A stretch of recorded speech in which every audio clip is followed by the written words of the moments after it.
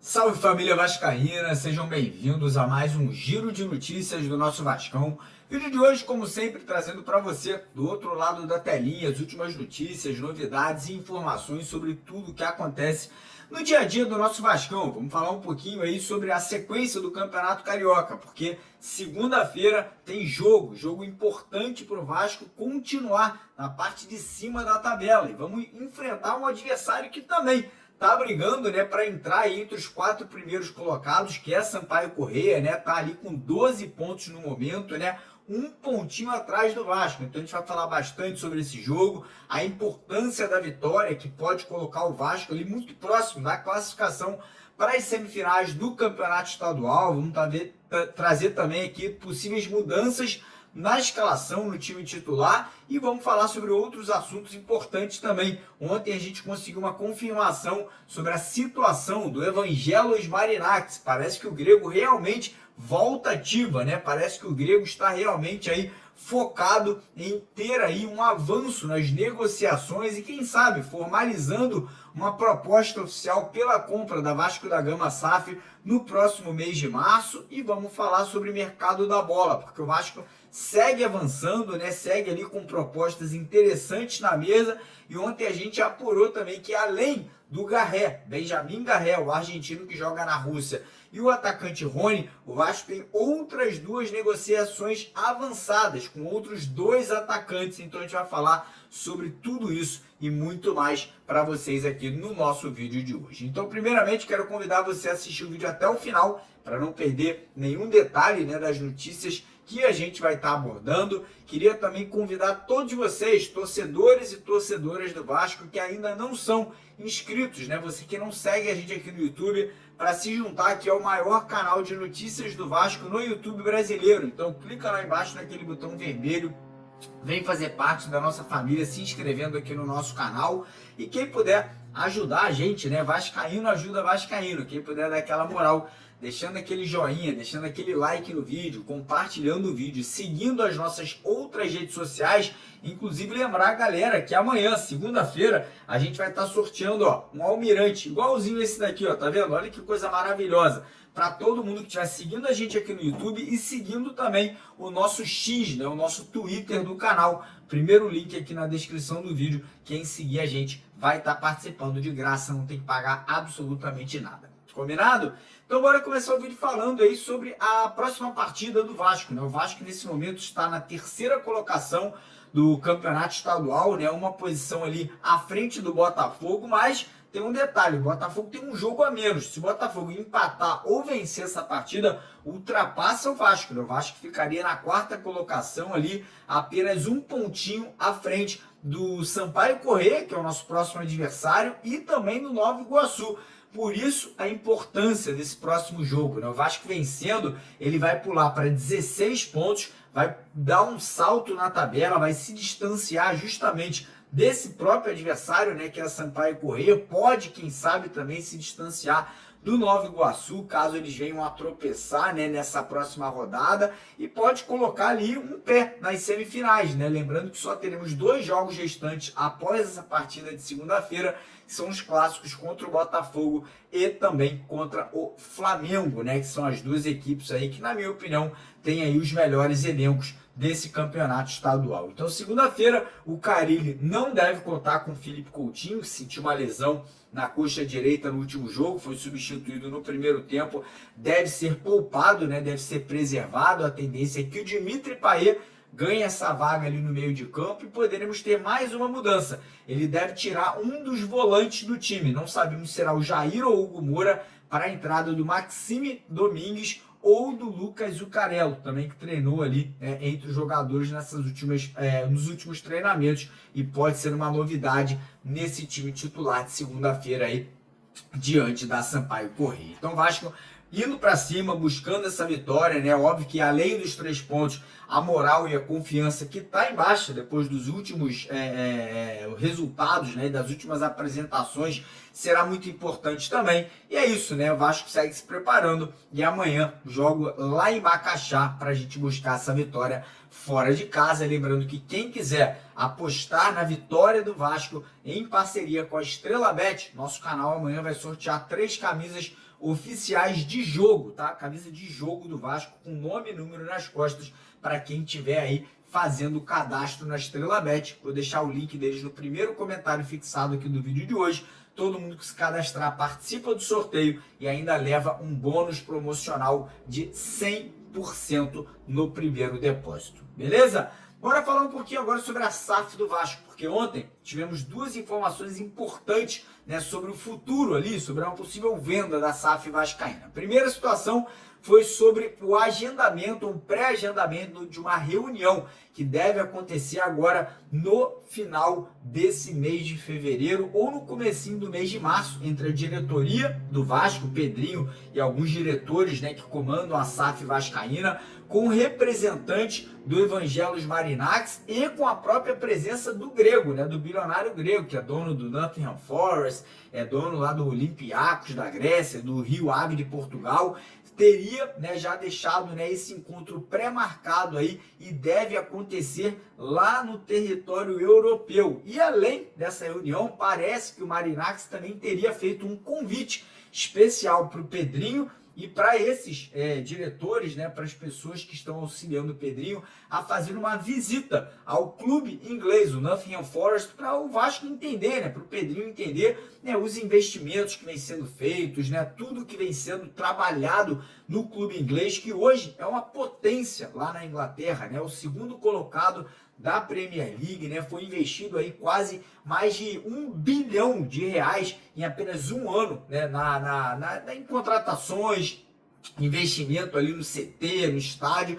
Então parece que eles querem mostrar tudo isso para a diretoria vascaína ganhar confiança, né? E quem sabe a tendência, né, que essa negociação avançando no mês de março, o Marinax aí se convença e faça uma proposta oficial pela compra do futebol vascaíno, né? O que está ainda muito complicado em toda essa história é a questão da disputa judicial, que ainda perdura entre o Vasco e a 777, tanto na Justiça do Rio de Janeiro e também na arbitragem da Fundação Getúlio Vargas, mas o Pedrinho segue tocando, né? O Pedrinho segue aí buscando, né, que os investidores aí possam, quem sabe, num futuro próximo aí, formalizar propostas pela compra da SAF vascaína. É óbvio que não é um processo rápido, mas tudo indica que a gente terá, né, nos próximos meses algo acontecendo, né, maiúsculo aí, para que isso venha acontecer. Mas enfim, seguindo agora o assunto, vamos falar de mercado da bola, porque também tivemos desdobramentos importantes aí nas últimas 48 horas. Primeiro,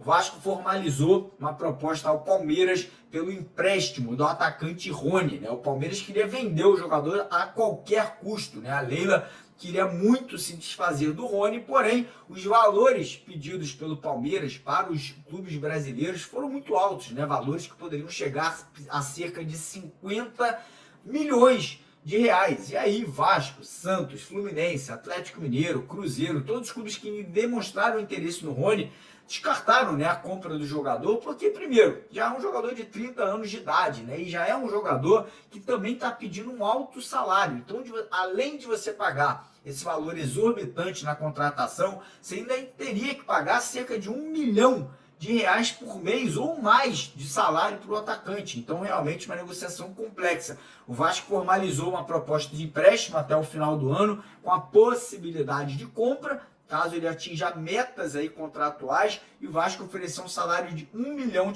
Parece que o Vasco queria dividir o salário com o Palmeiras, as negociações seguem acontecendo, o Pedrinho entende que é uma negociação muito complexa, mas segue conversando, segue levando. Por fora, o Vasco também formalizou uma proposta pelo atacante argentino Benjamin Garré, atleta de 24 anos, que é um ponta esquerda, vem jogando no futebol da Rússia, um jogador que já foi procurado pelo Vasco ano passado, né, na última janela de transferências, porém o clube russo naquela ocasião não quis liberar o jogador. O Vasco ofereceu um contrato de 1 ano, de empréstimo, pagando 3 milhões de reais pelo empréstimo do jogador, com a opção de compra ao final da temporada, caso o Garré atinja as metas contratuais, né? E o Vasco pagaria ali, além dos 3 milhões de reais, no final do ano, mais 4 milhões de euros ali, né? Mais ou menos ali, 20 e poucos milhões de reais, caso o jogador venha realmente a se destacar e venha a ser comprado pelo Vasco da Gama. Mas, ó,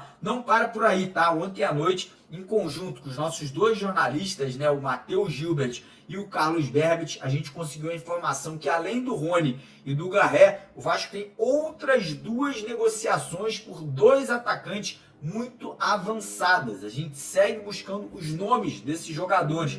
Posso garantir para vocês que não se trata do atacante Eric e nem do atacante Lloyd Augusto, né? 2 nomes que foram ventilados no Vasco, mas o Vasco não trata essas 2 negociações com o Eric e com o Lloyd com prioridade, né? O Vasco está dando prioridade para jogadores titulares, né? Do calibre do Rony, do Garré. Então a informação é essa, que além do Garré e do Rony, o Vasco tem outras 2 negociações de contratações de atacantes de lado de campo bem avançadas aí, caso alguma das outras aí venha a falhar, caso venha aí a melar, o Vasco já tem outros nomes engatilhados aí que possam estar assinando o contrato com o Vasco. O próprio Pedrinho, na última entrevista que ele deu na sexta-feira, confirmou, né, que o Vasco vai trazer pelo menos 2 ou 3 jogadores até o dia 28 de fevereiro, quando a janela irá se encerrar.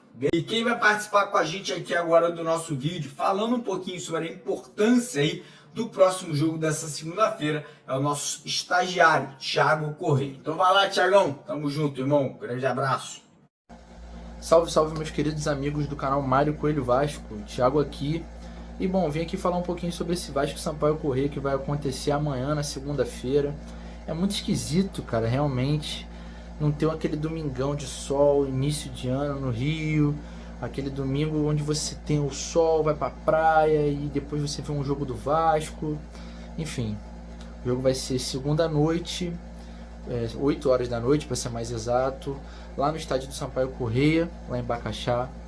E assim, cara, é um confronto onde, por mais que de toda essa sequência seja o mais fácil, o Vasco tem que dar a mesma importância do que os clássicos, porque pode acabar facilitando a nossa vida em relação à nossa classificação.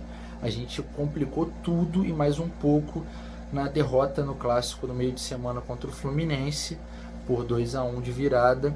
A gente até comentou isso no pós-jogo, foi uma atuação bem ruim do Vasco. O Coutinho já está confirmado que não jogará a partida de amanhã, o que é muito triste, mas a gente também comentou um pouquinho sobre essa disponibilidade ou a falta dela, né, e o quão prejudicial isso é, mas é mais uma questão de preservação, pelo que disseram, e até na hora que ele saiu foi uma questão de preservação, certo? Então, voltando ao assunto, é muito importante esse jogo para as pretensões do Vasco.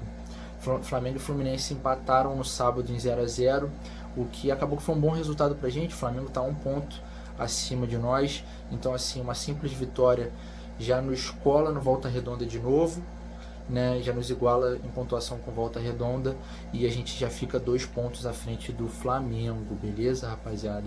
E assim, a gente perdeu a oportunidade de eliminar o Fluminense. O Fluminense ainda está numa situação que é delicada, um pouco menos, mas ainda é delicada.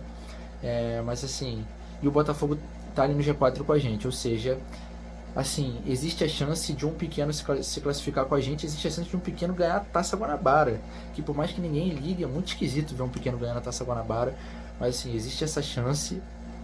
E enfim, mas o que nos importa é a classificação, já garantir a Copa do Brasil do ano que vem, enfim. Que inclusive o Vasco vai pegar a União Rondonópolis entre os dias 19 e 23 de fevereiro. Beleza, rapaziada? Eu quero saber de você, o que você espera desse confronto contra o Sampaio Corrêa, cara? O Vasco deve ir com o Payet no time titular, né?